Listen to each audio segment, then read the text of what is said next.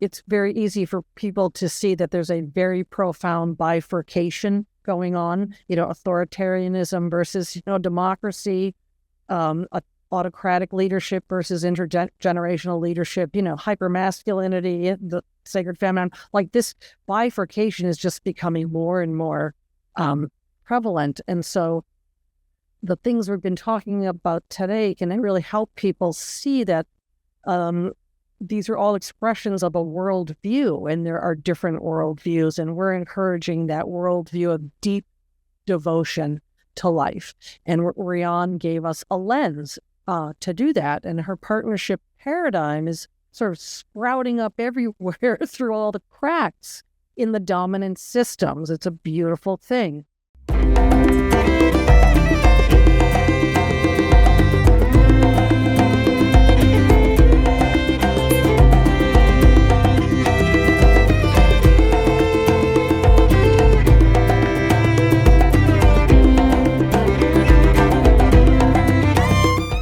Welcome to the Power of Partnership podcast. I'm Riane Eisler, President of the Center for Partnership Systems.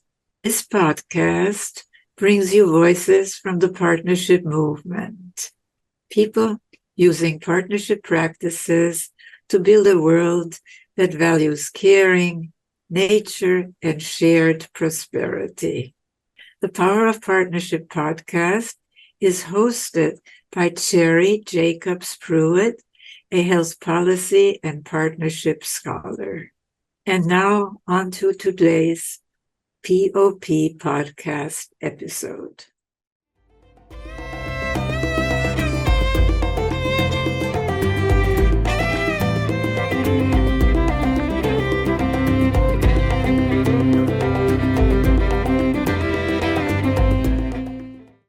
Welcome to what is both an ending and a celebration. So while this is the final episode of the current run of the Power of Partnership podcast, it's also a celebration of everything this movement has accomplished and will continue to accomplish. Over the past 42 episodes, we've explored how partnership principles are transforming communities, organizations, and lives around the world. Each story has been both an inspiration and a roadmap, with all 42 episodes packed with practical tools and real live examples. Today, for this final episode, I'm honored to have two extraordinary guests who embody the spirit of partnership. First is Dr. Riane Eisler, the visionary behind the partnership movement and author of The Chalice and the Blade, The Real Wealth of Nations, Nurturing Our Humanity, and so many others. And Eli Ingraham, longtime partnership consultant, partner, and former CEO of the Center for Partnership Systems.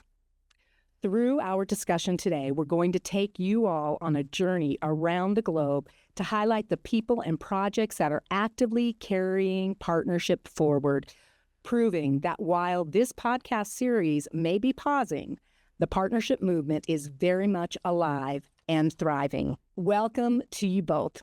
So I want to start by asking you, Riane, as we look back on these 42 episodes and the conversations we've had, what strikes you most about how the partnership movement has evolved?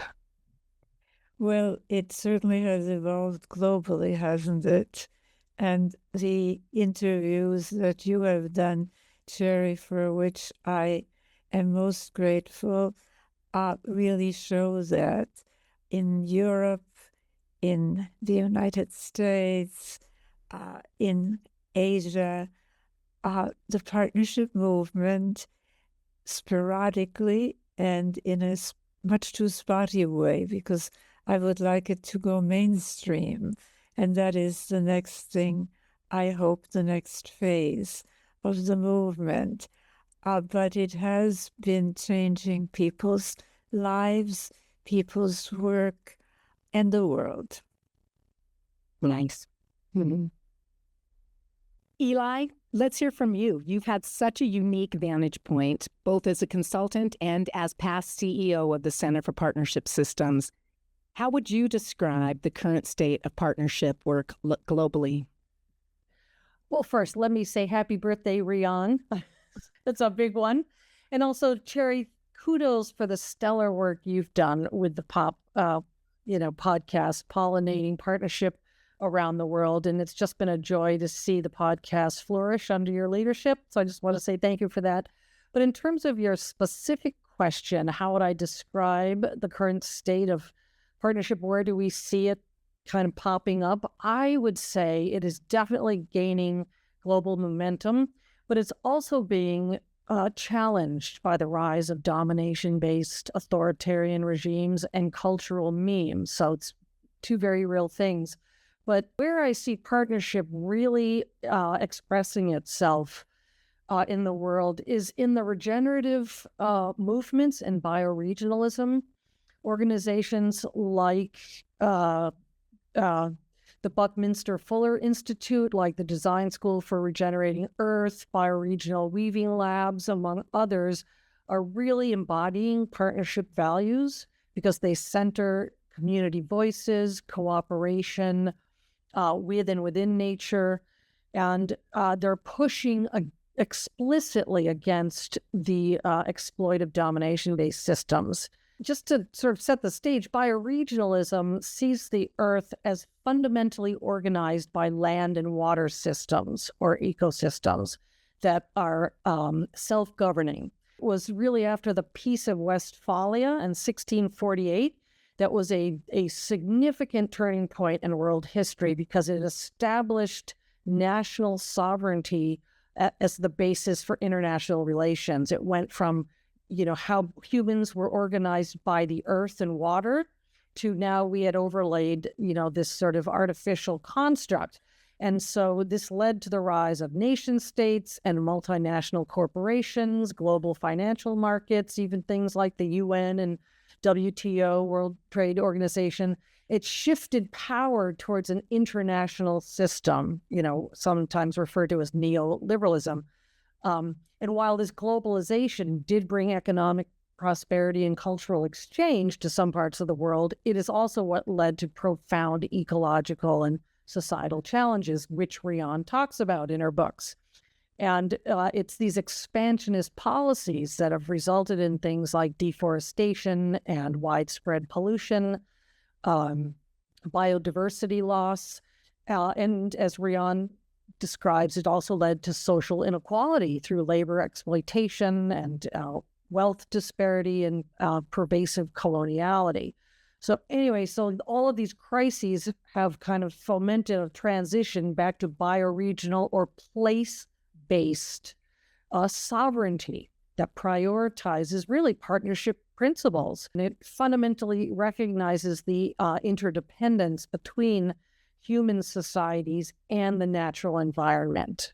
Two, I see partnership ideals really embodied in the new economic models that are emerging.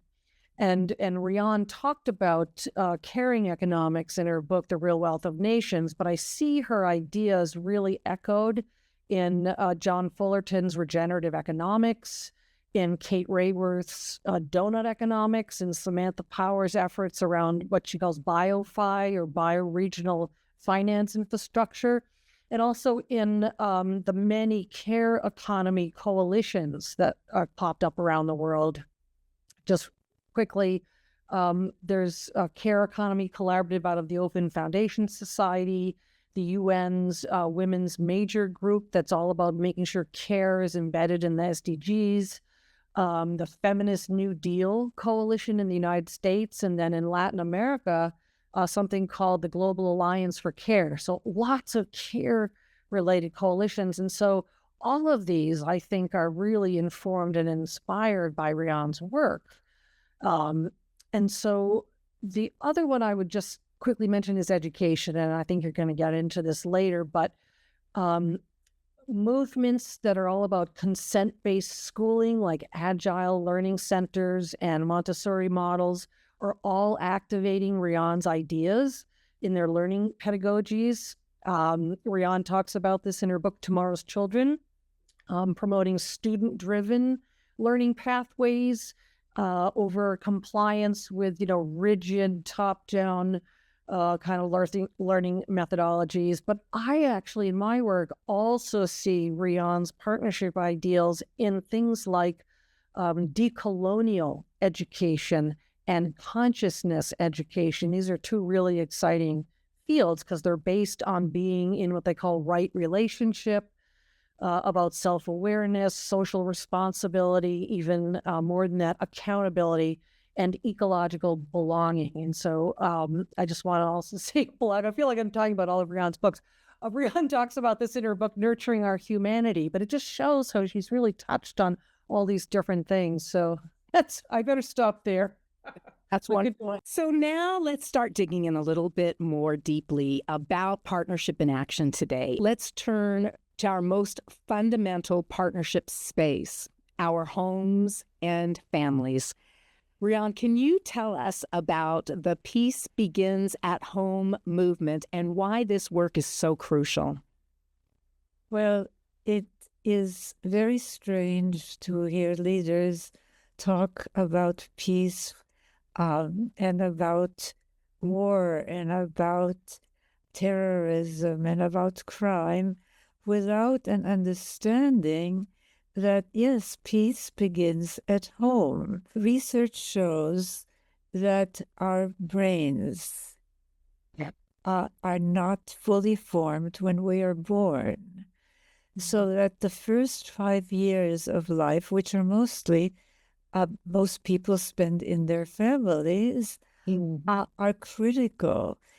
And that, yes, what children observe, what children experience at that time impacts nothing less than the structure of our brains. And with this, how we feel, how we think, how we act, including even how we vote. We have to understand that they're not two different phenomena, that there is a connection, a spillover from being, from a punitive, authoritarian, domination-oriented, male-dominated, therefore, family, and that kind of a world. And what's so ironic is that Putin, who initiated, as you know, this terrible invasion of Ukraine in Europe, for 3 years it's been going on, all of this slaughter, he lowered the penalty for some forms of family violence because he gets the connection between a punitive, often violent, certainly authoritarian and male-dominated family, and that kind of a state. We who want a better world, who want less violence of war, of terrorism, of crime, have to really understand the importance of, yes, peace begins at home. And the good news, of course, is that many people, the bad news, I'll start with the bad news, as the United Nations points out, most children, almost 80 to 90% of children, grow up in unsafe environments, their families. So what we really have to focus on is on the good news, that many people are beginning today to understand, and that includes the American Psychological Association, by the way, which really researched this again. And spanking is harmful. And of course, worse types of violence are even more harmful. So we've got to connect the dots. So this isn't a question of blame or shame.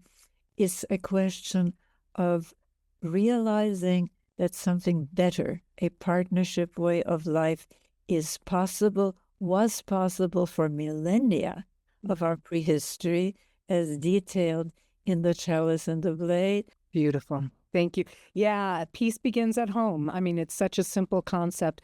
I know that there's an upcoming event that the Center for Partnership Systems is hosting in partnership with Hubcast Media on October 29th of 2025.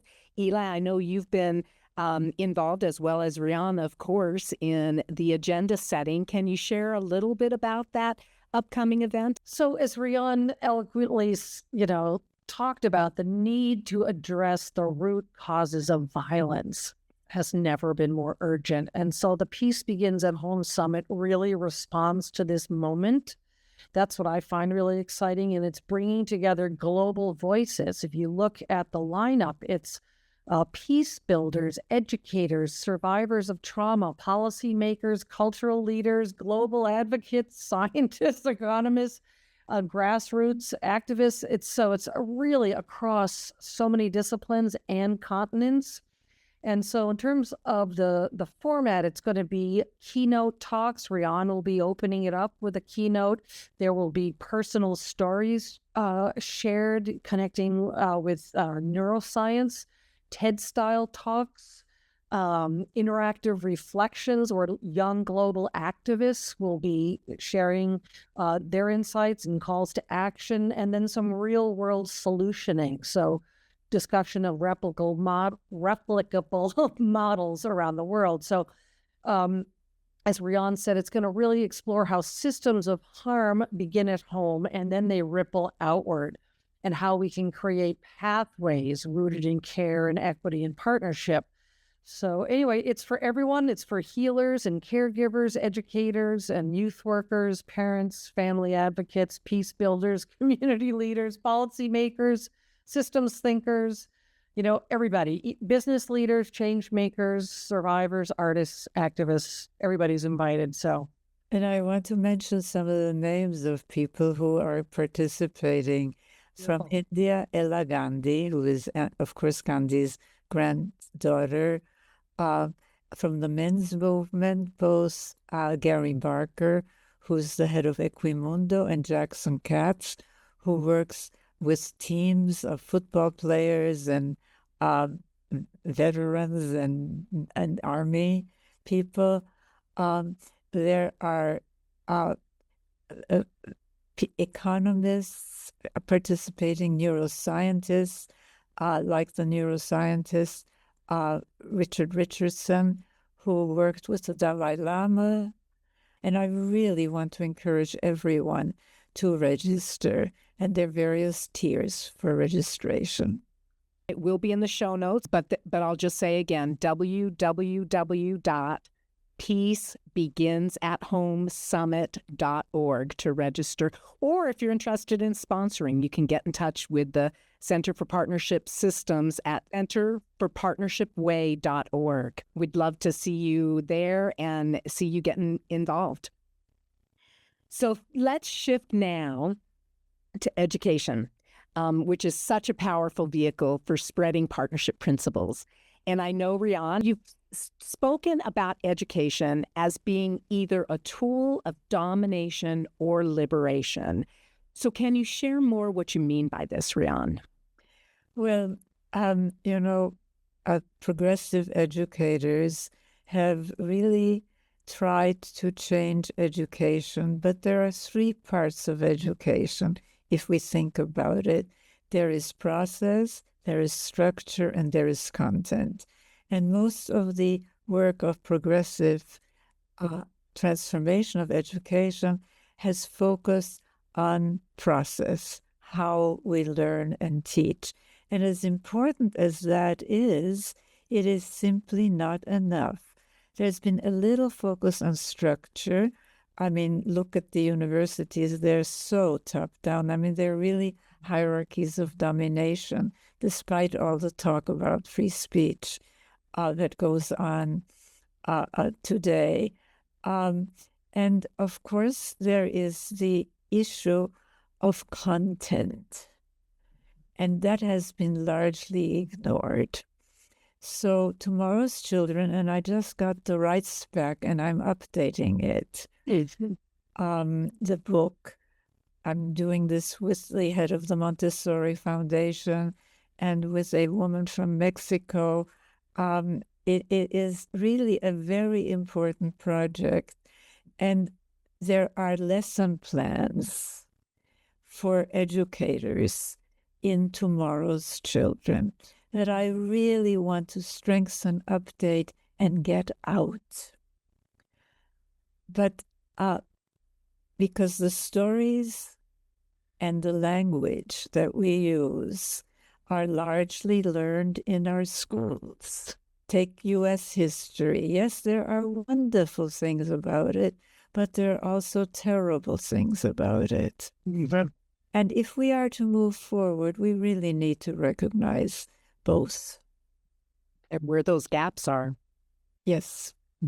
So, and Eli, can you share a bit about the Interdisciplinary Journal of Partnership Studies as an academic, peer-reviewed educational resource to help share partnership innovations, not only related to education, but across all disciplines and all aspects of our lives?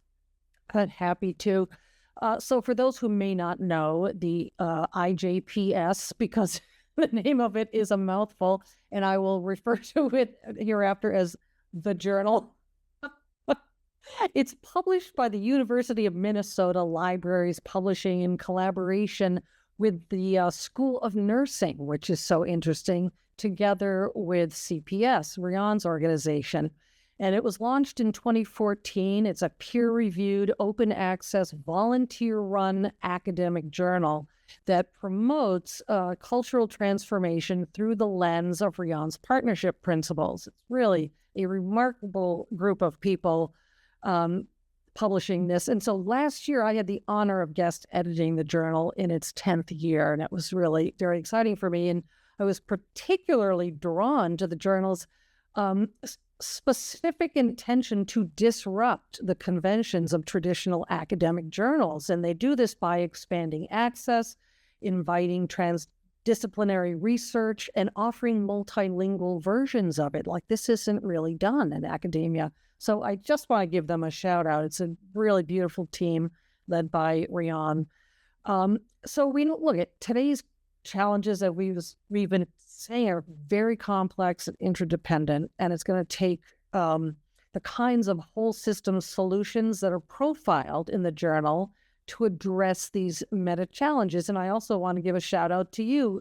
Just what you do with the podcast is also doing what the journal does, where you profile practitioners so that, you know, people can learn about them. And this is why the podcast and the journal are so important, because none of us can solve the issues of the world by ourselves, right?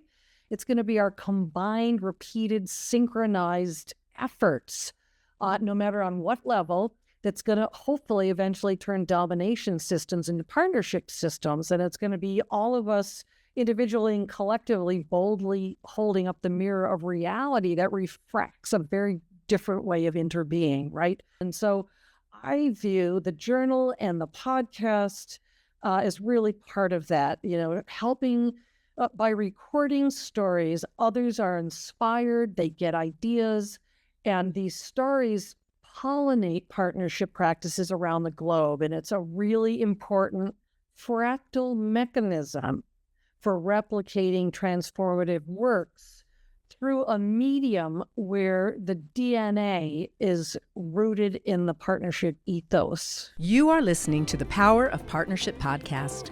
We hope you are enjoying today's episode and you will consider joining our family of sponsors. Or you can help us attract sponsors by downloading, following, or subscribing to the series, and liking and rating each episode you view on YouTube.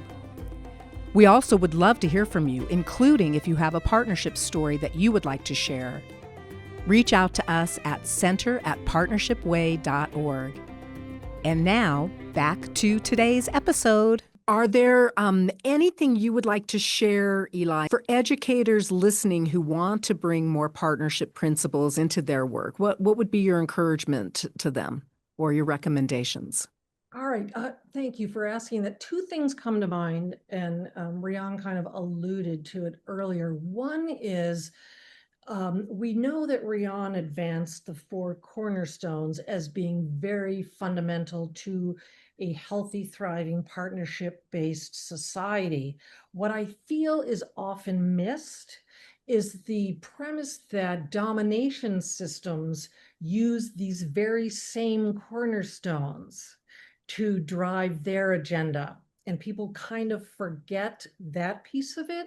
And that is why we have to both promote and protect, these kinds of cornerstones, remembering, as Riane said, with the Putin's policy, around family violence, these drivers are used. So I would want educators to be really informed on that piece, okay? The other thing I would want to say is something I encounter often when talking to people about Riane's partnership principles, and it's why I refer to it as cultural transformation theory, and you'll see why. Because when I talk to people, they get very inspired by our work, and they get very excited to tell me all the different partnerships that they're doing in their work, and they interpret and misinterpret Riane's use of partnership to mean like partnering or collaborating. And so I think it's just really important that educators in particular help tweeze that out. It's almost like partnership, little p, is to Riane's partnership the same way, and I really struggled for a metaphor. The best I can do is like the same way the word phone is to iPhone. The iPhone has a ton more attributes. It's not just a phone, it's a calculator and computer and camera and all that stuff. Similarly, Riane's partnership model embraces so much more. It embraces partnerships for sure and collaborative stuff, but it's really about a worldview. It's about not perpetuating domination-infused values or constructs. It's about thinking through and building new ways of interbeing within families in the ways we learn in our economic systems and in our language, hence the four cornerstones. And again, I go back to that's why I refer to her work as cultural transformation, because it kind of gets away from the partnership problem, if you will, and it captures a much deeper and richer meaning. So that was a beautiful getting us set up for the next section that we want to talk about before we leave our listeners and viewers with these thoughts to ponder. And that is the aspect of interconnectedness that you talked about in the spiritual dimension of partnership work. So Eli, start with you on this. Can you speak more about how different faith traditions are finding ways to embrace partnership principles? In a past life, in my 30s, I was in the ministry, so for about 10 or 12 years. And so it is something that is deeply resonant for me. And first, let me say, healing the universe is a deeply spiritual undertaking. That's really what we're talking about. We're really in a moral crisis. And so I think the spiritual dimension of Riane's partnership framework is rooted in the sacred feminine that honors life and its cycles. It honors connection. It honors right relationship that we talked about a little bit. And so, of course, rather than seeing divinity in a hierarchical dominator form, spirituality is really an expression of interconnectedness and care, right? Where the divine is manifest in nurturing, life-sustaining relationships with people and the natural world, right? And so this contrasts dramatically with the patriarchal models that often are associated with spirituality in terms of control and punishment and separation. It is really one of the greatest tragedies of humankind, what has happened there. But anyway, so a few examples of where I see different faith traditions manifesting partnership principles include progressive Christian communities. And these are ones that are reclaiming feminine aspects of the divine. You see it in eco-theology. You see it in churches that are challenging patriarchal norms by reshaping their leadership structures to be more inclusive. You also see it in Jewish renewal and feminist Jewish theology, where they explore, I think they call it the Shekinah, the divine feminine presence. and they're reinterpreting the Torah, those stories Riane alluded to about Adam and Eve and headship and who was first and all of that, you know. And then if you move over to Islam, you've got Sufi mysticism and the progressive Muslim thinkers who are really highlighting a much more balanced view of masculine and feminine energies, and they're reinterpreting gender roles in the Quran to emphasize equality and partnership. And then I would say, in terms of Eastern traditions, Hinduism, Buddhism, Taoism, these inherently embrace, yin yang ideas that resonate with partnership dynamics. Modern Hinduism is really elevating the divine feminine energy, from what I can tell, and what they call engaged Buddhism, which you see with Thich Nhat Hanh, that really promotes interbeing and mindfulness and nonviolence. It's clearly, resonant with partnership. But I do not want to forget the many indigenous traditions, right, that have never departed from partnership models, right? They have a deep reverence for Mother Earth, the sacred feminine, interbeing, non-hierarchical community roles. They center women as knowledge holders and spiritual leaders. And I'd like to add on interconnection that it is a principle that two men received the Nobel Prize in Physics for their work on entanglement in the subatomic level. Interconnection. And of course, there's a whole movement talking about interconnection, a spiritual movement. And that is what the real revolution in consciousness is about, because it starts with the understanding that there is a better alternative, that dominating or being dominated are not the only alternatives, as people within rigid domination systems are taught that there is a partnership alternative, and that we don't have to mistake fear for respect. They're two different things entirely. Fear, as in God-fearing, is built into domination systems, which are trauma factories, by the way. It all starts with a shift in consciousness. Mm-hmm. That is the beginning. And consciousness and change and transformative change are interconnected, because if we change the way that we relate to ourselves, in our intimate relations, in our work and community relations, then we go on to also change our national, international, spiritual relations with nature, and yes, relation to technology. And I really want to stop with that, with AI. There's a lot of talk about our dependence and how dangerous it is on AI.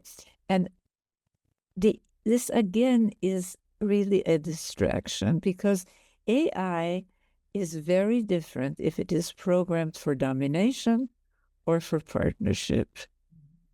And we have every reason to worry about AI if it is programmed for domination. But if it's programmed for partnership with us. Beautiful.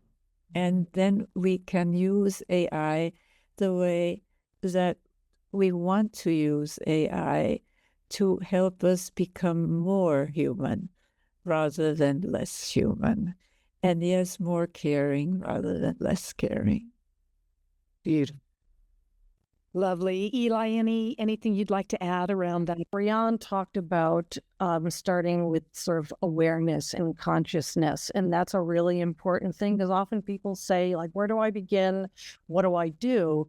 And that's, starting with self is where it has to begin. It almost makes it easier. I talk about it in terms of cultivating a devotion, a deep spiritual devotion to life. And it sounds kind of hokey, but it's actually what it is all about, where you examine how you honor yourself, how you honor others, how you honor nature, right? And it's an examination, and you have to then kind of move outward. Like I talk to people about, have you actually examined what you do for work and the kind of company you work for? Are they extractive? Are they exploitive? Do they pollute? Or are they actually working in service to life? And that simple question is often a kind of like, holy cow, and then people have to decide whether they have the boldness to make changes in their life. And they can do that through their relationship, through parenting, through activism, through any of life's activities. So Riane sort of talks about the ripple effect, where, you really have to sort of start at home, right? And work out. And that's very resonant even with bioregionalism on an ecological scale, where it's really about place-based efforts, like really close to home in your community, and then working up to a region, working up, to a nation level, working up to the planet. And so that's a really important thing for people to understand. But I would say also that all four cornerstones are actually being activated or reactivated, right, simultaneously in this sort of growing multidimensional effort to kind of reclaim and reshape our world. And so people, it's kind of daunting to think about that, but that is kind of what's going on.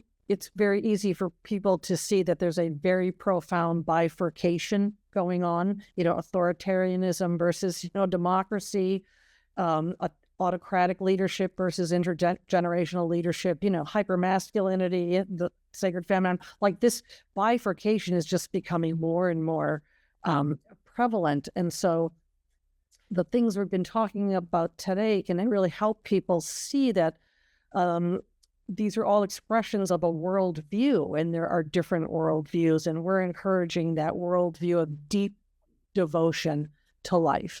And Riane gave us a lens to do that, and her partnership paradigm is sort of sprouting up everywhere through all the cracks in the dominant systems. It's a beautiful thing.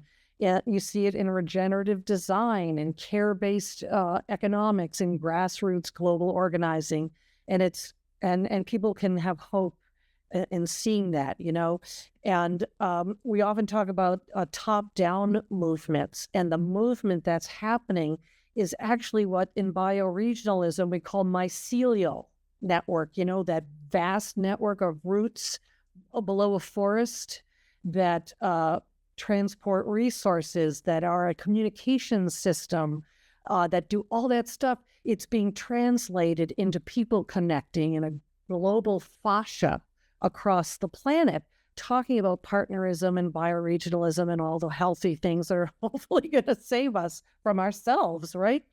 And I just want to kind of, as we're moving toward closing, in the ecological space, they talk about community weavers. Weaving is a big metaphor, and it's mostly being led by Indigenous women who really operate from ancestral wisdom and are deeply rooted in nature.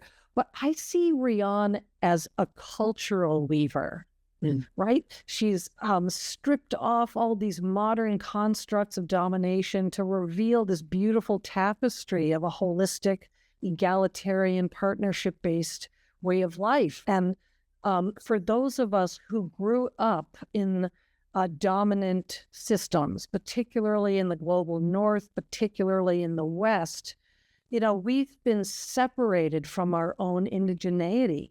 We've been separated from nature, separated from ancient wisdom.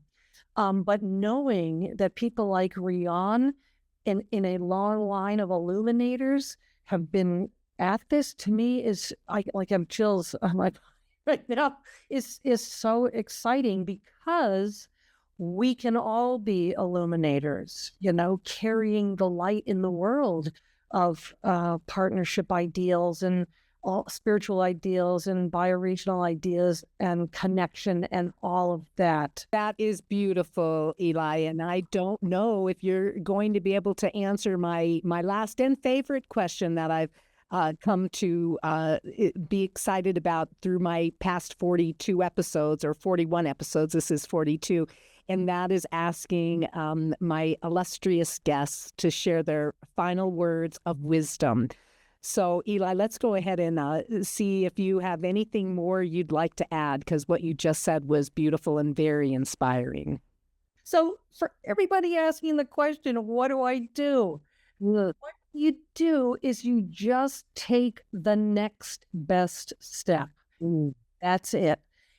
Get in touch with the topic or the activity that you are passionate about, that inspires you. And whether it's education or healthcare or permaculture or youth or, whatever it is, get involved. Do some personal work, then start locally. It is so important to reclaim being place-based. And by that, I mean, get in touch with the land that you live on. Ask yourself, do you know where the water comes from that comes out of your faucet? Go find out. Go visit the reservoir or the river or whatever, and realize, oh my God, I'm part of this. And it changes you. It changes the way you walk and think and, and feel. And so be connected to place and work out from there. And the other thing is join communities of interest in your community, in real life and online, because online you realize you are part of this global fascia of beautiful people who want to live like this, and you're not alone. And feeling not alone is so important. And then my final word, and Riane, I love this word, poesis. Poesis is the root word for poetry, and I'm a poet. And poesis means to bring something into being that did not exist before, to bring something into being that did not exist before. And the invitation is to do that with ourselves, to do exactly what I was, talking about, getting in touch and being in service to life and land and place-based, because what it's going to do is bring something forward from you that you didn't even realize was there. And that's what we need everybody to do. Thank you so much, Eli. And I can't think of a more fitting way to end this iteration of the Power of Partnership podcast by asking you, Dr. Riane Eisler, to please share your final words of inspiration with our audience. Well, I think that I can follow Eli's sound observations and advice with this. We have focused a lot on the regression to domination. But if you have this partnership domination social scale as your paradigm, you understand that this battle for our future is not between right and left. There have been repressive, regressive regimes in all these categories. What we have to understand that at the same time as we're having this regression, and really largely because of it, there has been movement towards partnership. First of all, over the last 300 years, if you look at every progressive movement, they have all challenged a tradition of domination. The rights of man movement, so-called Enlightenment, challenging the so-called divinely ordained right of kings to rule their subject. The feminist movement after that, challenging again the so-called divinely ordained right of men to rule over women and children in the castles, their military metaphor of their homes. The abolitionists, the civil rights, the Black Lives Matter movement, challenging racism. The movement against anti-Semitism, a real movement against anti-Semitism. The environmental movement, for goodness sakes, today challenging man's once hallowed domination over nature, over everything that moves on this earth. But we have to learn that they're all part of the movement towards partnership. And this is where the change in consciousness and the economy and the reality of what is really happening rests on changes in consciousness. And as I said, you can all change your worldview, change your consciousness, and you can help those within your sphere of influence change their consciousness. And that is where you start. So I know that these are difficult times, but our job is not to disrupt. A lot of disruption happening. Our job is to show that there is a better alternative, a partnership alternative, and to do everything we can to build it at all levels. So thank you so much, Eli and Cherry. This has been a wonderful podcast. Fabulous conversation. Thank you, Cherry. And thank you, Riane, always. Yes. Thank you. Thank you both so much for this wonderful conversation and for everything you're doing to build a world that's based on caring, nature, and shared prosperity. And to our listeners, while this is our season finale, the work continues, and each of you is part of this global movement towards partnership. Every relationship you transform, every community you touch, every moment you choose partnership over domination, you are carrying this work forward. You can find resources about all the initiatives we discussed today on the show notes, as well as a link to the Center for Partnership Systems podcast webpage, where you can find all of the episodes. And we encourage you to reach out to the Center for Partnership Systems to connect with us on the work that most calls to you. So until we meet again, keep building partnership in your own corner of the world. Thank you for listening to the Power of Partnership podcast. We're grateful to Rising Appalachia for the use of resilience as our Power of Partnership theme music. If you would like us to feature your partnership story, or if you would like to be a proud sponsor of the Power of Partnership podcast, please contact us at center@partnershipway.org. We hope you enjoyed this episode and will leave us a review on your favorite podcast channel. And don't forget to subscribe to be notified when new episodes are released. I'm Cherry Jacobs Pruitt. See you next time on the Power of Partnership podcast. I am resilient. I trust the movement. I negate the chaos, uplift the negative.